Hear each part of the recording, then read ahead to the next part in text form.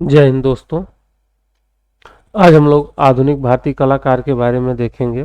आधुनिक भारतीय कलाकार के थ्योरी का ये दूसरा वीडियो है। जिन भी मित्रों को ये सभी बातें नहीं पता है वो जान ले कि हम लोग टीजीटी पीजीटी कला वर्ग की तैयारी कर रहे हैं। इस क्रम में 20 चैप्टर कंप्लीट हो चुके हैं। लगभग 20 चैप्टर कंप्लीट होने में लगभग 5000 से ज़्यादा प्रश्नों को हम लोगों ने सॉल्व किया है और इतने ही प्रश्न आगे सॉल्व होने बाकी हैं। तो जो भी मित्र टीजीटी पीजीटी कला वर्ग की फ्री में तैयारी करना चाहते हैं, संपूर्ण तैयारी, वो इस चैनल को ज्वाइन कर लें और अपनी तैयारी को मुकम्मल करें। देखिए, चैनल पे जाने के बाद आपको एक प्लेलिस्ट मिलेगा। उस प्लेलिस्ट में 100 से ज़्यादा वीडियो आपको उपलब्ध होंगे टीजीटी पीजीटी कला वर्ग के लिए। तो टीजीटी पीजीटी कला वर्ग की तैयारी के लिए इससे बेहतरीन प्लेटफॉर्म कहीं आपको नहीं मिलेगा। आज हम लोग पढ़ेंगे ए रामचंद्रन, लक्ष्मण पै, रविशंकर एम रावल, विनोद बिहारी मुखर्जी, राम किंकर बैच। इन कलाकारों को देखेंगे। इन कलाकारों के बारे में इतना विस्तृत नॉलेज हम इस वीडियो में प्राप्त करेंगे कि हमको एग्जाम में एक भी पॉइंट हमारा छूटे ना। इसके बाद हम लोग प्रश्नों को भी सॉल्व करेंगे, तो यहाँ से और वहाँ से मिला करके एक भी ऐसा पॉइंट आपसे नहीं छूटेगा जो कि आपके टीजीटी पीजीटी कला के परीक्षा में आए। तो आपकी संपूर्ण तैयारी यहीं से हो जाएगी। तो चलिए हम लोग आगे बढ़ते हैं ए रामचंद्रन से। ए रामचंद्रन का जन्म केरल में हुआ था 1935 ईस्वी में। 1935 ईस्वी की घटना वही है जब भारत से म्यांमार को अंग्रेजों ने अलग किया था। केरल में इनका जन्म हुआ था और 2005 में इनको पद्म भूषण पुरस्कार से सम्मानित किया गया था। भारत में सबसे उच्च सम्मान होता है भारत रत्न, उसके बाद आता है पद्म विभूषण, तीसरे नंबर पे आता है पद्म भूषण, जो कि 2005 में इनको प्राप्त हुआ था।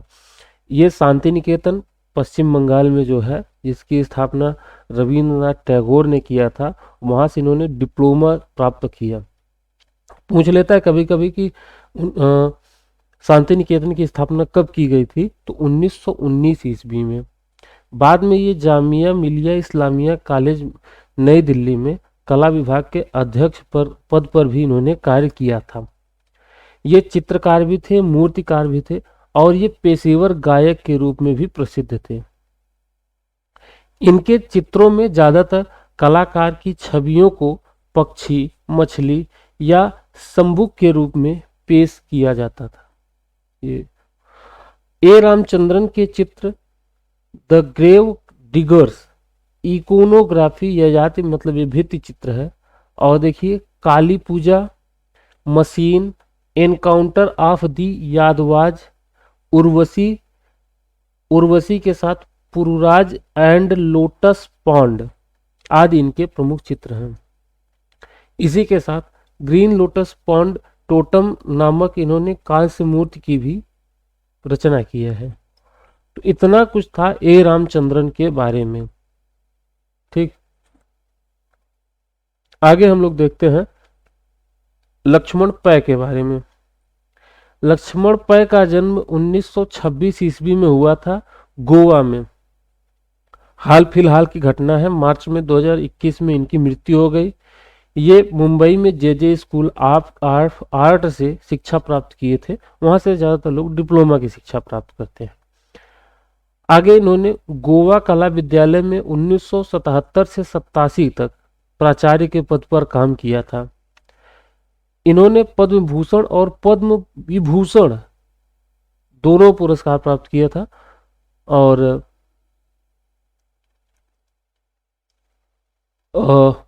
इन पे वानगो और पालाकली के शिल्प का भी प्रभाव था। लक्ष्मण पै नवतांत्रिकवाद से जुड़े कलाकार थे।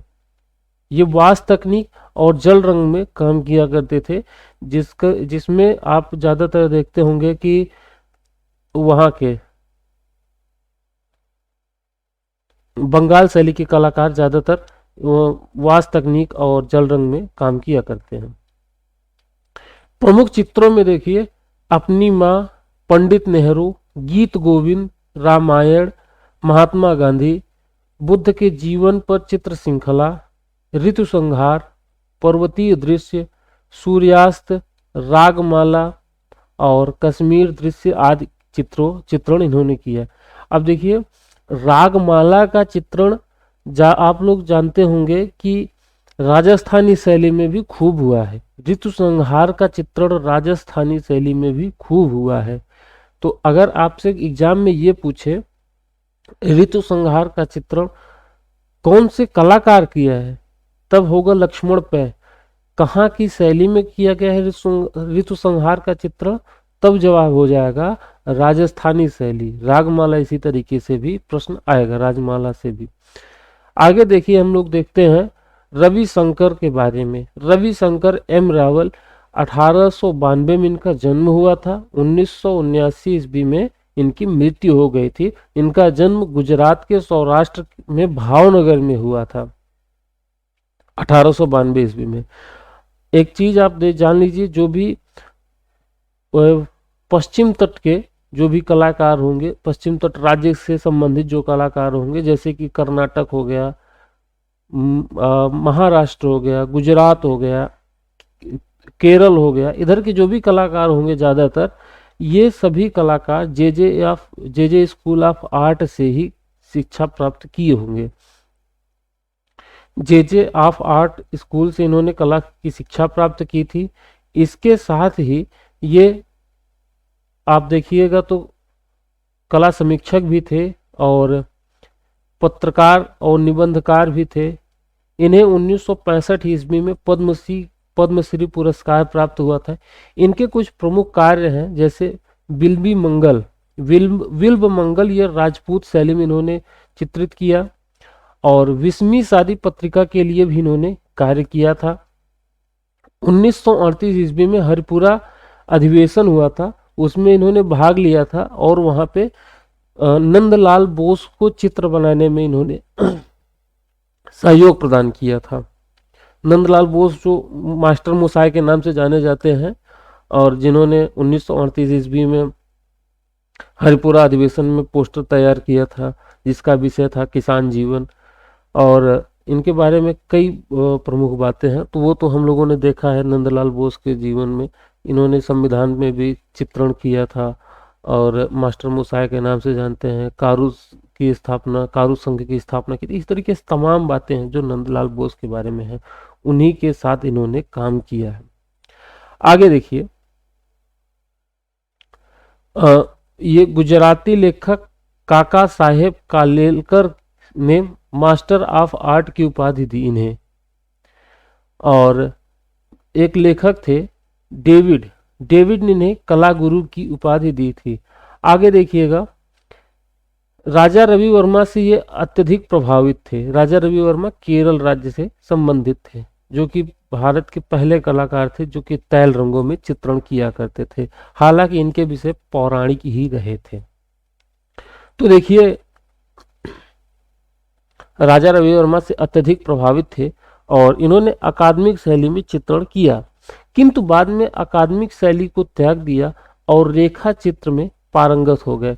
देखिए, भारत में चित्रकला का जो सबसे ज़्यादा प्रभाव है वो रेखा चित्रण में ही है। आप इसके बारे में देख सकते हैं ऐतिहासिक काल से, और प्राचीन काल में भी आप देखेंगे अजंता गुफाओं में, वहाँ पर भी आप देखेंगे तो ज़्यादातर चित्र रेखा चित्र है। और कई कलाकारों ने ये माना है कि वहाँ पे 26 प्रकार की रेखाओं का प्रयोग किया गया है। तो ये तो प्रमुख बात तो है ही। अब देखिए, कालिदास पुरस्कार मध्य प्रदेश सरकार देती है कला के क्षेत्र में, ठीक है।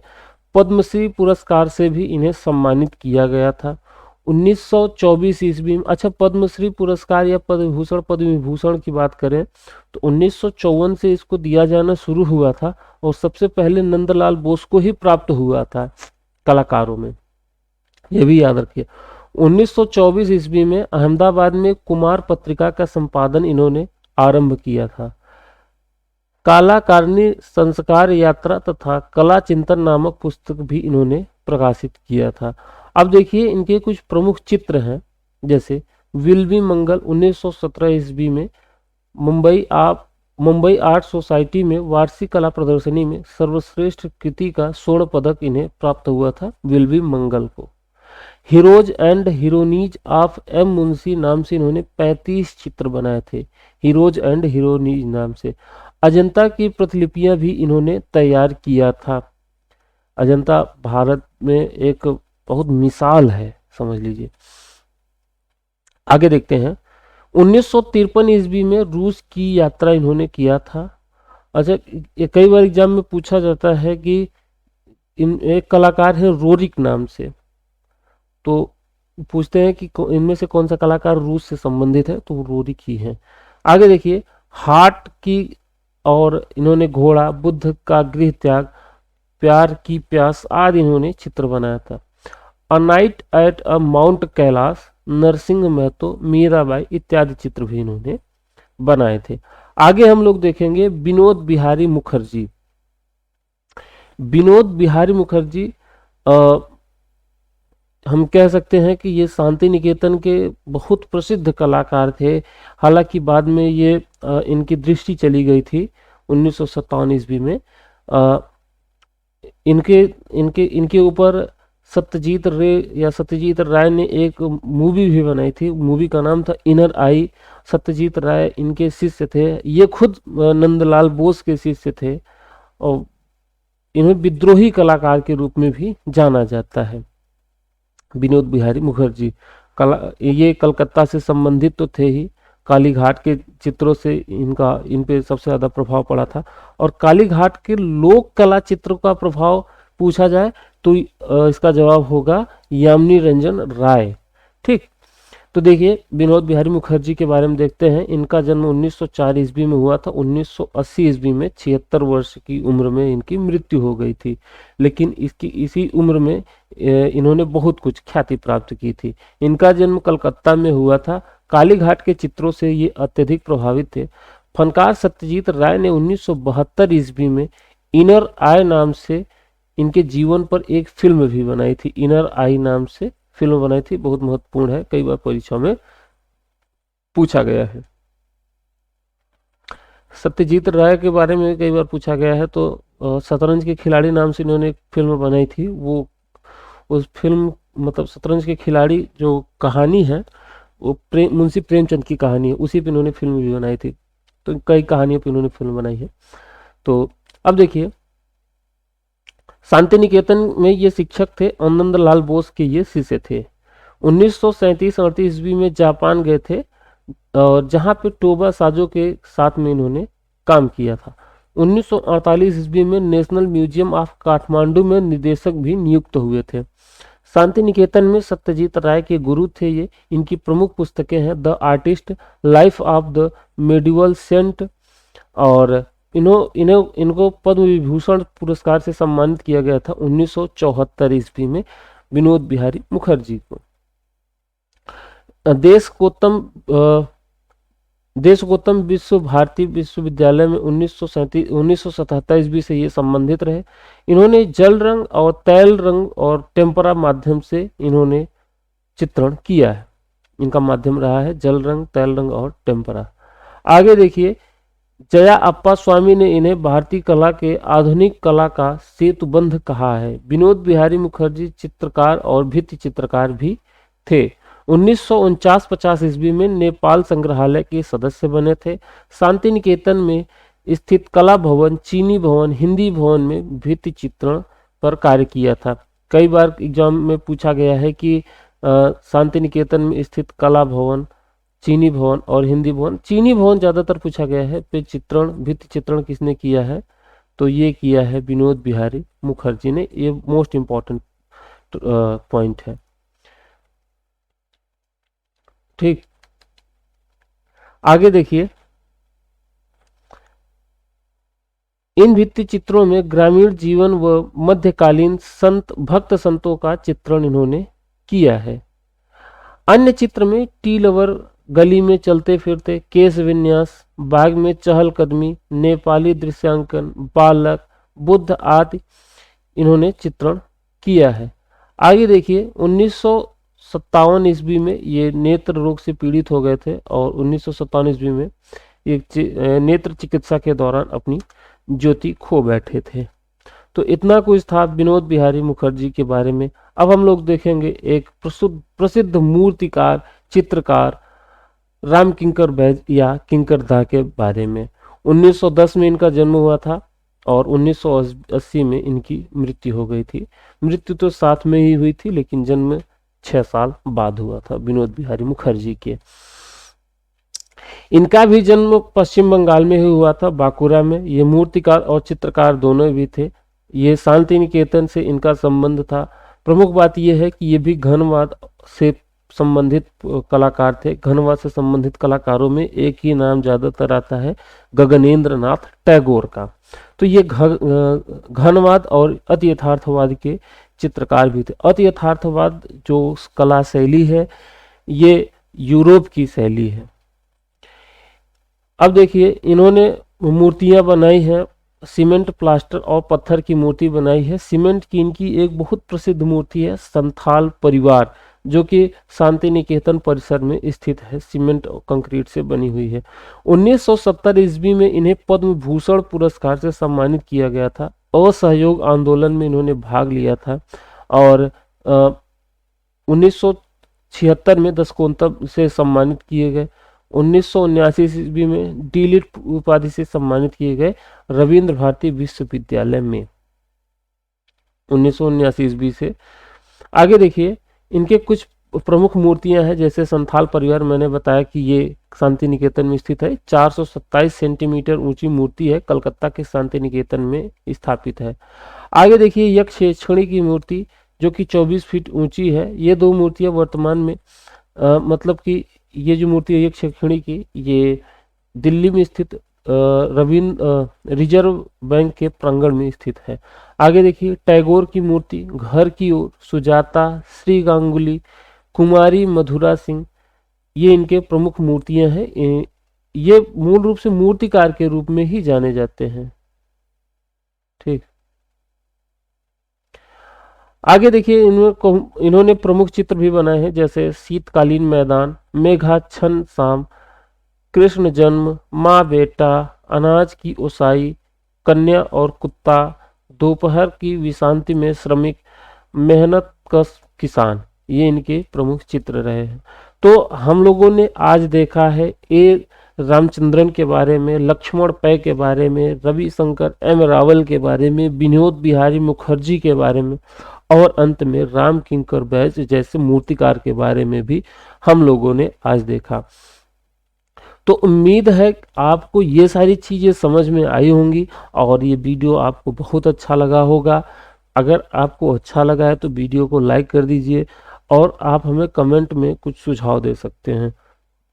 अगर आपको वीडियो पसंद कम आया है या इसमें आप कुछ सुझाव दे चाहते हैं तो आपके कमेंट का स्वागत हम हमेशा अपने तहे दिल से करते हैं। आपके कमेंट पढ़ेंगे, उसमें आप जो सुझाव देंगे वो सारी चीज़ें हम मानेंगे। तो मिलते हैं फिर अगले वीडियो में। आप अपना ख्याल रखिए, पढ़ाई को कंटिन्यू रखिए। जय हिंद, जय भारत।